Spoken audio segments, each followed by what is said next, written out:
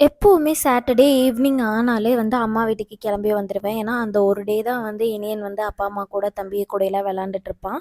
அதனால வந்தேன் அப்டின்னா, மண்டே மார்னிங் தான் வீட்டுக்கு ரிட்டர்ன் ஆவேன். வந்தாலே அம்மா ஏதாவது அவனுக்கு சாப்பிட குடுத்துருவாங்க. அவனும் சாப்பிட்டு சமத்தா உட்காந்துருப்பான். இதுக்கப்புறம் பனானா ஒண்ணு குடுத்துருப்பாங்க. செவ்வாழை பழம் தான். அதையும் சாப்ட்டுருப்பான். ஆக்சுவலா இனியன் 7 மந்த்ஸ் ஸ்டார்ட் ஆனதுலேருந்து தொட்டில்ல கீழலாம் தூங்குறதில்ல. இந்த மாரி யாராவது ஒருத்தவங்க அவன ஆட்டிட்டே இருக்கணும். அப்படி இருந்தா மட்டும் தான் தூங்குவான். அதுவும் என்கிட்ட, அம்மாகிட்ட, அப்பாகிட்ட மட்டும் தான் தூங்குறான். சம்டைம்ஸ் தம்பிகிட்ட தூங்குவான். கண்ணாகிட்ட சுத்தமா இந்த மாரி தூங்குறதே கிடையாது.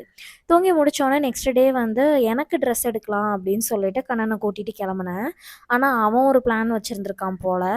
இங்கேருந்து போம்போது எனக்கு வேண்டாம் வேண்டான்னு சொன்னான். அங்க போய் எனக்கு எந்த ஒரு ட்ரெஸ்ஸும் வந்து புடிக்கல. அதனால ஒரு பேக் மட்டும் தூக்கிட்டு வந்துட்டேன். அதுவுமே கண்ணா தான் செலக்ட் பண்ணான். வர வழியில ஒரு கடைக்குள்ள போயிட்டு ஆஃபர்ல இருக்கும் அப்படி இப்படின்னு சொல்லிட்டு அவனுக்கு அள்ளிட்டு வரான். நான் எடுத்தது வெறும் ரூ. 300க்கு அவன் எடுத்தது ரூ. 1000.